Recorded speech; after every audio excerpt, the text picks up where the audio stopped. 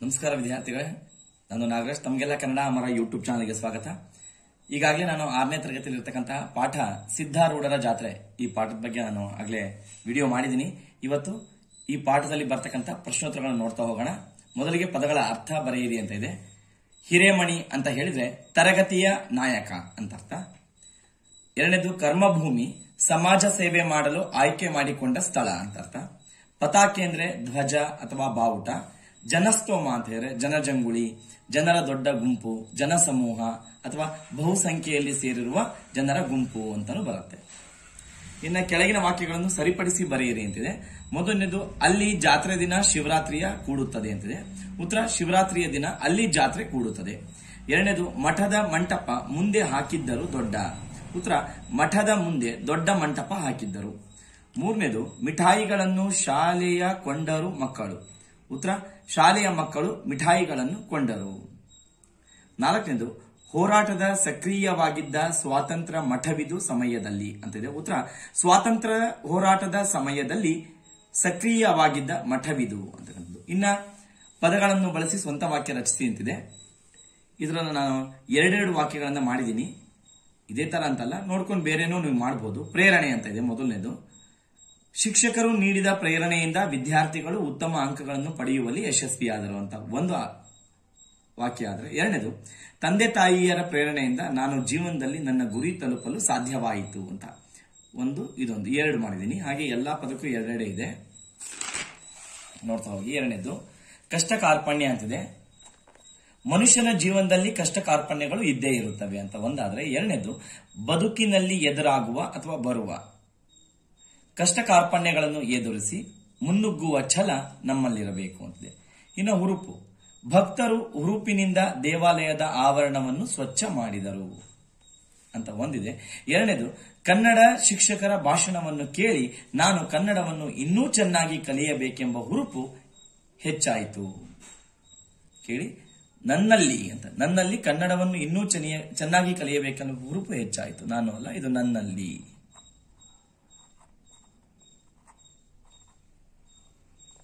ಇನ್ನು ಸ್ವಯಂ ಸೇವಕ ಅಂತಿದೆ. ನಾಲ್ಕನೇದು ಕೊನೆಯದು, ನಮ್ಮೂರಿನಲ್ಲಿ ಪ್ರವಾಹ ಉಂಟಾದಾಗ ನಾನು ಸ್ವಯಂ ಸೇವಕನಾಗಿ ಕಾರ್ಯನಿರ್ವಹಿಸಿ ಜನರಿಗೆ ಸಹಾಯ ಮಾಡಿದೆನು.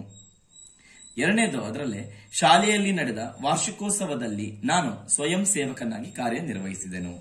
ಇದೆಲ್ಲ ಸ್ವಂತ ವಾಕ್ಯ, ಎರಡೆರಡಿದೆ, ಉಪಯೋಗ ಮಾಡ್ಕೊಳ್ಳಿ ಬಂದಾದ್ರೂ, ಅಥವಾ ನೀವು ಬೇರೆ ಬರೆದ್ರೂ ಅಡ್ಡಿ ಇಲ್ಲ. ಇನ್ನ ಒಂದು ವಾಕ್ಯದಲ್ಲಿ ಉತ್ತರಿಸಿ ಅಂತಿದೆ ಕೆಳಗಿನ ಪ್ರಶ್ನೆಗಳಿಗೆ. ಮೊದಲನೇದು ಸಿದ್ಧಾರೂಢರ ಮಠವು ಯಾವ ಜಿಲ್ಲೆಯಲ್ಲಿದೆ? ಸಿದ್ಧಾರೂಢರ ಮಠವು ಧಾರವಾಡ ಜಿಲ್ಲೆಯಲ್ಲಿ ಇದೆ. ಎರಡನೇದು ಶಾಲೆಯ ಮಕ್ಕಳಿಗೆ ದಾರಿಯ ದಣಿವು ಏಕೆ ಆಗಲಿಲ್ಲ? ಉತ್ತರ ಸಿದ್ಧಾರೂಢ ಮಠದ ಇತಿಹಾಸ ಕುರಿತು ಗುರುಗಳೊಂದಿಗೆ ಚರ್ಚೆ ಮಾಡುತ್ತಾ ನಡೆದುದರಿಂದ ಶಾಲೆಯ ಮಕ್ಕಳಿಗೆ ದಾರಿಯ ದಣಿವು ಆಗಲಿಲ್ಲ.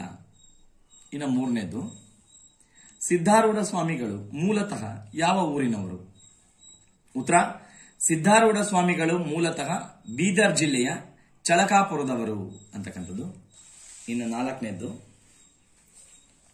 ಸ್ವಾಮಿಗಳು ಯಾವ ಮಂತ್ರವನ್ನು ಜಾತಿ ಭೇದವಿಲ್ಲದೆ ಎಲ್ಲರಿಗೂ ಬೋಧಿಸಿದರು ಅಂತಿದೆ. ಸ್ವಾಮಿಗಳು ಯಾವ ಮಂತ್ರವನ್ನು ಜಾತಿ ಭೇದವಿಲ್ಲದೆ ಭೇದವಿಲ್ಲದೆ ಎಲ್ಲರಿಗೂ ಬೋಧಿಸಿದರು ಅಂತಿದೆ. ಸ್ವಾಮಿಗಳು ಓಂ ನಮಃ ಶಿವಾಯ ಎಂಬ ಪಂಚಾಕ್ಷರಿ ಮಂತ್ರವನ್ನು ಜಾತಿ ಭೇದವಿಲ್ಲದೆ, ಇದು ಭೇದ ಇಲ್ಲಿ ಬರಬೇಕು, ಕ್ಷಮಿಸಿ, ಧ ಮಹಾಪ್ರಾಣ ಅಲ್ಲ, ಬೇನೆ ಆಗ್ಬೇಕು. ಜಾತಿ ಭೇದವಿಲ್ಲದೆ ಎಲ್ಲರಿಗೂ ಬೋಧಿಸಿದರು. ಇನ್ನು ಐದನೇದು ಮಠದಲ್ಲಿ ಶಾಲೆಯ ಮಕ್ಕಳು ಯಾವ ಕೆಲಸಗಳನ್ನು ಮಾಡಿದರು?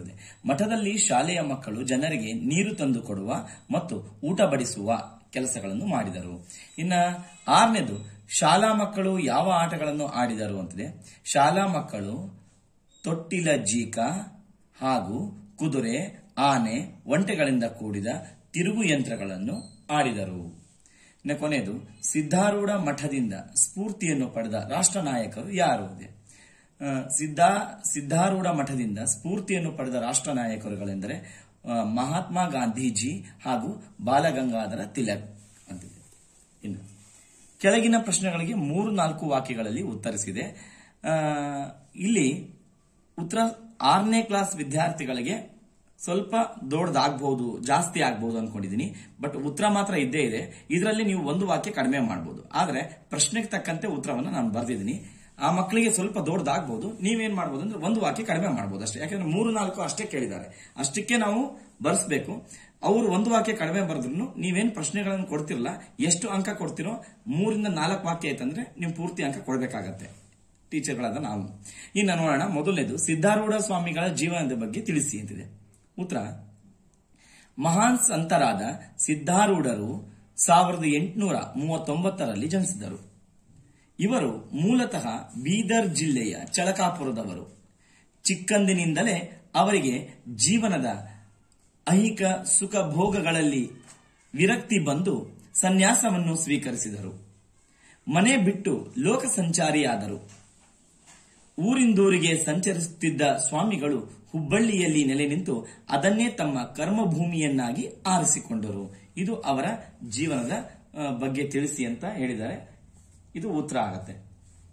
ಇನ್ನ ಎರಡನೇದು, ಮಠವು ಸಮಾಜದಲ್ಲಿ ಹೇಗೆ ದಾರಿದೀಪವಾಗಿದೆ ಅಂತ ಇದೆ. ಉತ್ತರ ನೋಡೋದಾದ್ರೆ, ಮಠವು ಜನರ ಜೀವನಕ್ಕೆ ಭದ್ರತೆ ಮತ್ತು ಭರವಸೆಯನ್ನು ನೀಡುತ್ತವೆ. ಅವು ಬಡವರಿಗೆ ಧನ ಸಹಾಯ ಮಾಡುವುದಲ್ಲದೆ ವಿದ್ಯಾರ್ಥಿಗಳಿಗೆ ಉಚಿತವಾಗಿ ಊಟ ಮತ್ತು ವಸತಿಯ ಸೌಲಭ್ಯವನ್ನು ನೀಡುತ್ತವೆ. ದಿಕ್ಕು ತೋಚದವರಿಗೆ ಮಾನಸಿಕ ನೆಮ್ಮದಿಯನ್ನು ಮತ್ತು ಉಪದೇಶವನ್ನು ನೀಡುವುದರ ಮೂಲಕ ಅವರಲ್ಲಿ ಆತ್ಮಸ್ಥೈರ್ಯವನ್ನು ಹೆಚ್ಚಿಸುತ್ತವೆ. ಮಠವು ಅಥವಾ ಮಠಗಳು ಧಾರ್ಮಿಕ ಕಾರ್ಯಕ್ರಮಗಳನ್ನು ನಡೆಸುವುದಲ್ಲದೆ ಪ್ರವಚನಗಳ ಮೂಲಕ ತತ್ವಶಾಸ್ತ್ರದ ವಿಚಾರಗಳನ್ನು ಜನರಿಗೆ ತಲುಪಿಸುತ್ತವೆ ಅಂತ ಇದೆ. ನಾನು ಹೇಳಿದ ಒಂದು ವಾಕ್ಯ ಅಥವಾ ಒಂದು ಸೆಂಟೆನ್ಸ್ ಕಡಿಮೆ ಬರೆದ್ರು ನೀವು ಪೂರ್ತಿ ಕೊಡಬೇಕು. ಯಾಕಂದ್ರೆ ಇಲ್ಲಿ ಉತ್ತರನೂ ಎಷ್ಟು ಮುಖ್ಯ ಆಗುತ್ತೋ ಭಾಷೆಗೂ ಅಷ್ಟೇ ಮುಖ್ಯ ಆಗುತ್ತೆ. ಎಲ್ಲ ತಪ್ಪಿಲ್ದೇನೆ ಬರ್ದಿದ್ರೆ ಒಂದು ವಾಕ್ಯ ಕಡಿಮೆ ಬರೆದ್ರು ಕೊಡಬೇಕಾಗತ್ತೆ. 2 ಅಥವಾ 3 ಅಂಕ ನೀವು ಕೊಟ್ರೆ. ಇನ್ನು 3ನೇ ಪ್ರಶ್ನೆ, ಸಿದ್ಧಾರೂಢ ಜಾತ್ರೆಯ ತೇರೆಳೆಯುವ ಸಂದರ್ಭವನ್ನು ವರ್ಣಿಸಿ ಅಂತ ಇದೆ. ಉತ್ತರ: ಮಠದ ಮುಂದಿದ್ದ ದೊಡ್ಡ ಮಂಟಪವನ್ನು ತಳಿರು ತೋರಣಗಳಿಂದ ಸಿಂಗರಿಸಿದ್ದರು. ಮಂಟಪದ ಮುಂದೆ ಬಣ್ಣ ಬಣ್ಣದ ಅರಿವೆ ಸುತ್ತಿ ಪತಾಕೆಗಳನ್ನು ಹಚ್ಚಿ ಸಿಂಗರಿಸಿದ ದೊಡ್ಡ ತೇರು ನಿಂತಿತ್ತು. ತೇರು ನೋಡಲು ಅಸಂಖ್ಯಾತ ಜನರು ಸೇರಿದ್ದರು. ಕೆಲವರು ತೇರಿನ ಹಗ್ಗ ಹಿಡಿದು ಹರಹರ ಮಹಾದೇವ ಎಂದು ಭಕ್ತಿಯಿಂದ ಕೂಗುತ್ತಾ ತೇರನ್ನು ಎಳೆದರು. ಇದು ತೇರು ಎಳೆಯುವ ಸಂದರ್ಭ. ಇನ್ನು ಕೆಳಗಿನ ವಾಕ್ಯಗಳಲ್ಲಿ ಜೋಡು ನುಡಿಗಳನ್ನು ಗುರುತಿಸಿ ಬರೆಯಿರಿ ಅಂತ ಇದೆ. ವಾಕ್ಯಗಳಲ್ಲಿ ಯಾವುದು ಜೋಡಿ ಪದ ಹುಡುಕಿ ಬರೀಬೇಕು. ಪ್ರಶ್ನೆ ಮೊದಲನೇದು, ನಮ್ಮ ನೆರೆಹೊರೆಯವರು ಬಹಳ ಒಳ್ಳೆಯವರು. ನಮ್ಮ ನೆರೆಹೊರೆಯವರು ಬಹಳ ಒಳ್ಳೆಯವರು. ಉತ್ತರ: ನೆರೆಹೊರೆ. ಎರಡನೇದು, ಅಮ್ಮ ರಾತ್ರಿ ಹಗಲು ಕೆಲಸ ಮಾಡುತ್ತಾಳೆ. ಉತ್ತರ: ರಾತ್ರಿ ಹಗಲು. ಇದು ಜೋಡಿ ಪದ. ನಾಟಕದಲ್ಲಿ ವಿಧ ವಿಧವಾದ ಉಡುಗೆ ತೊಡುಗೆ ಧರಿಸಿದ್ದರು. ಉತ್ತರ: ಉಡುಗೆ ತೊಡುಗೆ ಜೋಡಿ ಪದ. ವಿಧ ವಿಧ ಅಂತ ಹೇಳಿದ್ರೆ ಇದು ವಿರುಕ್ತಿ ಆಗತ್ತೆ. ಅದಕ್ಕೆ ಇದು ವಿರುಕ್ತಿ, ಇದು ಜೋಡಿ ಪದ. ಇನ್ನ ಸರಿಹೊಂದುವ ಬಿಡಿ ಪದಗಳನ್ನು ಸೇರಿಸಿ ಜೋಡಿ ನುಡಿಗಳನ್ನು ರಚಿಸಿರಿ ಅಂತ ಇದೆ. ಸುಮಾರು ಪದಗಳನ್ನು ಕೊಟ್ಟಿದ್ದಾರೆ. ಅದರಲ್ಲಿ ನಾವು ಯಾವ ಪದ ಇನ್ನೊಂದು ಪದಕ್ಕೆ ಜೋಡಿ ಪದ ಆಗತ್ತೆ. ನಾನು ಉತ್ತರ ಬರೆದ್ಬಿಟ್ಟಿದ್ದೀನಿ. ಆಟ ಪಾಠ, ತಿಂಡಿ ತೀರ್ಥ, ಹೊರಗೆ ಒಳಗೆ. ಇದು ಜೋಡಿ ಪದನೂ ಹೌದು, ವಿರುದ್ಧ ಪದನೂ ಹೌದು. ಇನ್ನು ದಿಕ್ಕು ದೆಸೆ, ಅಕ್ಕ ಪಕ್ಕ, ಹಳ್ಳ ಕೊಳ್ಳ. ಈ ರೀತಿ ಹೊರಗೆ ಒಳಗೆ, ಸುಖ ದುಃಖ, ನೋವು ನಲಿವು ಇವೆಲ್ಲ ಜೋಡಿ ಪದನೂ ಆಗ್ತವೆ, ವಿರುದ್ಧ ಪದನೂ ಆಗ್ತವೆ. ಇಂಥ ಪದಗಳು ಮಾತ್ರ. ಇನ್ನು ಕೊನೆಯದಾಗಿ ಪ್ರಶ್ನೋತ್ತರಗಳಾದ ಮೇಲೆ ಭಾಷಾಭ್ಯಾಸದಲ್ಲಿ ಅವರು ಒಂದು ಪ್ರಬಂಧ ಬರೆಯಿರಿ ಅಂತ ಕೊಟ್ಟಿದ್ದಾರೆ. ನಿಮ್ಮ ಊರಿನ ಜಾತ್ರೆಯ ವಿಶೇಷತೆಯನ್ನು ಕುರಿತು ಪ್ರಬಂಧ ಬರೆಯಿರಿ ಅಂತಿದೆ. ಜಾತ್ರೆ ವಿಶೇಷ ನೀವು ಪ್ರಬಂಧವನ್ನ ಬರೀತೀರಾ. ನಿಮ್ಮ ಊರಲ್ಲಿ ಹೇಗೆ ಜಾತ್ರೆ ನಡೀತು ಅಂತ. ನಮ್ಮೂರಲ್ಲಿ ಏನ್ ನಡೆಯಿತು ನಾನು ಬರೆದಿದ್ದೀನಿ. ಪೀಠಿಕೆನೂ ಇದೆ, ಇಲ್ಲಿ ವಿಷಯ ವಿವರಣೆ ಇದೆ, ಉಪಸಂಹಾರ ಇದೆ. ನನಗೆ ತಿಳಿದ ಮಟ್ಟಿಗೆ ನಾನು ಪೀಠಿಕೆ ಮತ್ತೆ ಉಪಸಂಹಾರ ವಿವರಣೆಯನ್ನು ಬರೆದಿದ್ದೀನಿ. ನೀವು ಇದನ್ನೇ ಬರಿಬೇಕಂತ ಇಲ್ಲ, ಬೇರೆ ವಾಕ್ಯಗಳನ್ನ ಸೇರಿಸಿ ಬರೀಬಹುದು. ಬನ್ನಿ, ಇದು ಸ್ವಲ್ಪ 6ನೇ ಕ್ಲಾಸ್ ಮಕ್ಕಳಿಗೆ ಪ್ರಬಂಧ ಈಗ ಸ್ವಲ್ಪ ದೊಡ್ಡದಾಗಬಹುದು. ಬಟ್ ಇನ್ನು 1 ವರ್ಷ 2 ವರ್ಷ ಬಿಟ್ಟರೆ ಇಷ್ಟೇ ಬರಿಬೇಕಾಗತ್ತೆ. ನೋಡಿ, ಮೊದಲನೇದು ಪೀಠಿಕೆ. ಜನರು ಊರಿನ ಒಳಿತಿಗಾಗಿ ಅನೇಕ ಹಬ್ಬ ಹರಿದಿನಗಳನ್ನು ಆಚರಿಸುತ್ತಾರೆ. ಅದರಲ್ಲೂ ಎಲ್ಲಾ ಊರುಗಳಲ್ಲಿ ರಥೋತ್ಸವ ನಡೆಸುವುದು ಒಂದು ಸಂಪ್ರದಾಯವಾಗಿದೆ. ಅಲ್ಲದೆ ರಥೋತ್ಸವ ಸಂಸ್ಕೃತಿಯ ಪ್ರತಿಬಿಂಬವೂ ಹೌದು.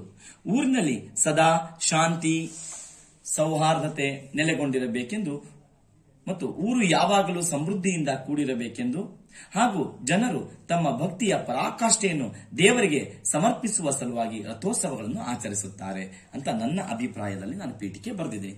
ಇನ್ನು ವಿಷಯ ವಿವರಣೆ ನೋಡೋದಾದ್ರೆ, ಪ್ರತಿ ವರ್ಷ ನಮ್ಮ ಊರಿನಲ್ಲಿ ಹರಿಹರೇಶ್ವರನ ಜಾತ್ರೆ ಬಹಳ ವಿಜೃಂಭಣೆಯಿಂದ ನಡೆಯುತ್ತದೆ. ಅದು ಸಾಮಾನ್ಯವಾಗಿ ಫೆಬ್ರವರಿ ತಿಂಗಳಲ್ಲಿ ಬರುವ ಭಾರತ ಹುಣ್ಣಿಮೆ ಎಂದು ಜರುಗುತ್ತದೆ. ಸುಮಾರು 5 ದಿನಗಳ ಕಾಲ ಈ ಜಾತ್ರೆ ನಡೆಯುತ್ತದೆ. ಜಾತ್ರೆಗೆ ಸಾವಿರಾರು ಭಕ್ತರು ದೂರದ ಊರುಗಳಿಂದ ಬಂದು ಹರಿಹರೇಶ್ವರ ದೇವಾಲಯದ ಆವರಣದಲ್ಲಿ ನೆಲೆಸುತ್ತಾರೆ. ಹುಣ್ಣಿಮೆಯ ದಿನ ರಥೋತ್ಸವ ನಡೆಯುತ್ತದೆ. ಅಂದು ಊರಿನ ಸಮಸ್ತ ಭಕ್ತರು ಮುಂಜಾನೆ 10 ರಿಂದ 11 ಗಂಟೆಯ ಸುಮಾರು ದೇವಾಲಯದ ಮುಂಭಾಗದಲ್ಲಿ ಬಂದು ಸೇರುವರು. ದೇವಾಲಯದ ಮುಂಭಾಗದಲ್ಲಿದ್ದ ರಥವನ್ನು ತಳಿರು ತೋರಣಗಳಿಂದ ಸಿಂಗರಿಸಲಾಗಿತ್ತು. ಬಣ್ಣ ಬಣ್ಣದ ಬಟ್ಟೆಗಳಿಂದ ಬಾವುಟಗಳನ್ನು ಮಾಡಿ ರಥೋತ್ಸವದ ಸುತ್ತಲೂ ಅಲಂಕರಿಸಲಾಗಿತ್ತು. ಅಸಂಖ್ಯಾತ ಭಕ್ತರು ಎರಡೂ ಕಡೆಗಳಲ್ಲೂ ನಿಂತು ತೇರಿನ ಹಗ್ಗವನ್ನು ಹಿಡಿದು ಭಕ್ತಿಯಿಂದ ದೇವರನ್ನು ನೆನೆಯುತ್ತಾ ತೇರನ್ನು ಎಳೆಯುತ್ತಾರೆ ಅಥವಾ ಎಳೆಯುವರು. ನಂತರ ಭಕ್ತರು ತಾವು ತಂದ ಹಣ್ಣು ಕಾಯಿಗಳನ್ನು ದೇವರಿಗೆ ಅರ್ಪಿಸುವರು. ಸಂಜೆ ಕುಟುಂಬದ ಎಲ್ಲ ಸದಸ್ಯರು ದೇವಸ್ಥಾನಕ್ಕೆ ಅಥವಾ ದೇವಾಲಯಕ್ಕೆ ತೆರಳಿ ಹರಿಹರೇಶ್ವರನ ಆಶೀರ್ವಾದ ಪಡೆದು ತೇರಿಗೆ ನಮಸ್ಕರಿಸುವರು. ಜಾತ್ರೆಯಲ್ಲಿ ಓಡಾಡಿ ಆಟಿಕೆಗಳನ್ನು ಕೊಳ್ಳುವರು. ಸಿಹಿ ತಿನಿಸುಗಳನ್ನು ಕೊಂಡು ಮನೆಗೆ ತೆರಳುವರು. ಇದು ವಿಷಯ ವಿವರಣೆ. ಇನ್ನು ಉಪಸಂಹಾರ ಕೊನೆ ಮುಗಿಸ್ಬೇಕಲ್ಲ, ಅದನ್ನ ನಮ್ಮದೇ ಆದ ಒಂದು ರೀತಿಯಲ್ಲಿ ಈ ಪ್ರಬಂಧ ಏನು ಕೊಟ್ಟಿರ್ತಾರೆ ಆ ವಿಷಯದ ಬಗ್ಗೆ ನಮ್ಮ ಅಭಿಪ್ರಾಯವೇನು ಅಂತ ಹೇಳಿ ಉಪಸಂಹಾರದಲ್ಲಿ ಹೇಳ್ತೀವಿ. ಜಾತ್ರೆಗಳು ಕುಟುಂಬದ ಸದಸ್ಯರನ್ನು ಒಂದೆಡೆ ಸೇರಿಸುವ ಕಾರ್ಯವನ್ನು ಮಾಡುತ್ತವೆ. ಜಾತ್ರೆಗಳು ಸಂಬಂಧವನ್ನು ಗಟ್ಟಿ ಮಾಡುತ್ತವೆ. ದೇವರ ಬಗ್ಗೆ ಭಕ್ತಿಯನ್ನು ಇಮ್ಮಡಿಗೊಳಿಸುತ್ತವೆ. ಇಮ್ಮಡಿ ಅಂದ್ರೆ 2 ಪಟ್ಟು. ಮಾನವನು ದುಃಖ ದುಮ್ಮಾನವನ್ನು ಮರೆತು ಸಂತೋಷದಲ್ಲಿ ಪಾಲ್ಗೊಳ್ಳುವಂತೆ ಮಾಡುತ್ತವೆ ಈ ಜಾತ್ರೆಗಳು. ಇದು ಉಪಸಂಹಾರ. ನಾನು ಹೇಳಿದೆ ನಿಮಗೆ ಹೀಗೆ ಬರೀಬೇಕಂತಿಲ್ಲ, ನಿಮ್ಮ ಒಂದು ಬೇರೆ ಬೇರೆ ವಾಕ್ಯಗಳನ್ನು ಬಳಸಿ ನೀವು ಬರೀಬಹುದು. ನಾನು ಏನೋ ಒಂದು ಅನುಕೂಲ ಆಗಲಿ ನಿಮಗೆ ಅಂತ ಹೇಳಿ ನಾನು ಬರೆದಿದ್ದೀನಿ. ಸೊ ಇದನ್ನ ನೀವು ಟೆಸ್ಟಿಗೋ ಮತ್ತೆ ಇನ್ನಿತರ ನೋಟ್ಸ್ಗಳಿಗೆ ಉಪಯೋಗ ಮಾಡ್ಕೊಳ್ಳಿ. ನಮಸ್ಕಾರ.